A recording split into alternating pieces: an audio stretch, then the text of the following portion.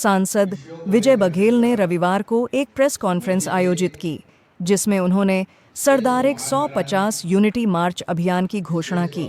ये अभियान सरदार वल्लभभाई पटेल की 150वीं जयंती के अवसर पर चलाया जाएगा। सांसद विजय बघेल ने मीडिया से बात करते हुए बताया कि यह अभियान 26 अक्टूबर से 31 अक्टूबर तक चलेगा। इस अभियान का मुख्य उद्देश्य युवाओं में एकता, देशभक्ति और राष्ट्र निर्माण की भावना को बढ़ावा देना है।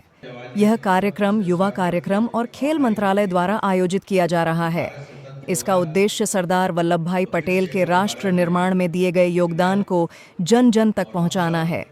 इस दौरान कई तरह के कार्यक्रम आयोजित किए जाएंगे, जिनमें निबंध प्रतियोगिता, वाद विवाद और अन्य स्पर्धाएं शामिल हैं।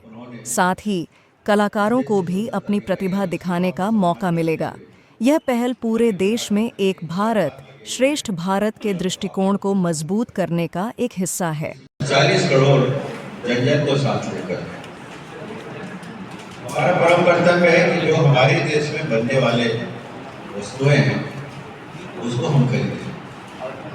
और मुझे कहते हुए ये प्रसन्नता हो रही है, इस बार की दिवाली हुई है, उसमें बाजार में भी ये भाव देखने को मिला है।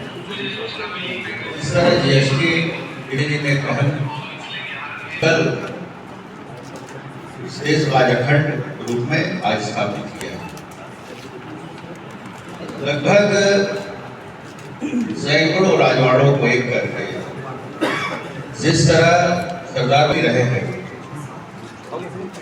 इनकी वाणी में ओजस्ता थी, इनके आंख को तेज था, क्योंकि आंख को देखकर ये मुगल जो साम्राज्य में अलग अलग मानसिकता बनाकर बैठे थे। जिला भारतीय जनता पार्टी दुर्ग और जिला भारतीय जनता पार्टी भिलाई के तत्वाधान में हमारे दोनों जिले के अध्यक्ष के नेतृत्व में ये पत्रकार वार्ता आज यहाँ हमने आयोजित की है और सभी प्रमुखगण यहाँ उपस्थित हैं, जो आपके कैमरे में कैद हो चुके हैं, आ चुके हैं। दो विषय हैं, एक तो आत्मनिर्भर भारत, जो इस देश की महती आवश्यकता है। हमारा देश की वस्तुएं हम खरीदें और हमारे देश की आर्थिक स्थिति को मजबूत करें। इस देश का पैसा बाहर ना जाए, ये भावना हम सब की होनी चाहिए। यही आह्वान माननीय प्रधानमंत्री जी हमेशा से कर रहे हैं। जीएसटी रिफॉर्म के बाद जो उत्साह, जो उमंग बाज़ारों में देखी गई, बहुत सारी वस्तुएं की कीमत कम हुई, उसके कारण एक लोग के खर्चे बचे और जो हमारी बहनें खुद स्वयं और भाई अपने हुनर के आधार पे जो वस्तुएं बनाती हैं या बनाते हैं, उनको खरीदने के प्रति लोगों में बहुत ललक थी। बाज़ार में यह माहौल भी देखा गया। ये वाकई में इस देश के लिए बहुत सौभाग्य की बात है।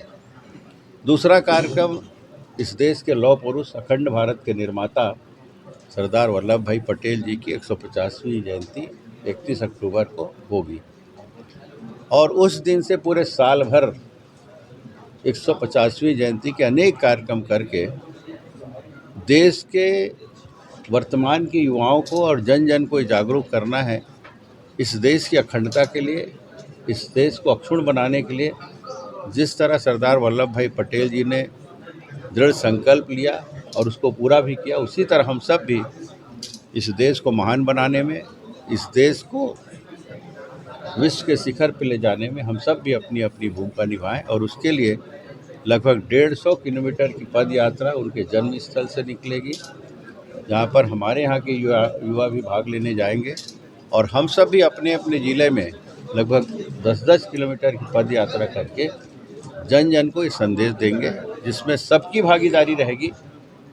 सभी साहित्यकार, कलाकार, खिलाड़ी, पत्रकार, जनप्रतिनिधि, सामाजिक संस्था के लोग, सभी वर्ग के लोग, बच्चे से लेकर बूढ़े तक, सब लोग इसमें समाहित होंगे और अनेक कार्यक्रम पद यात्रा चलेगी।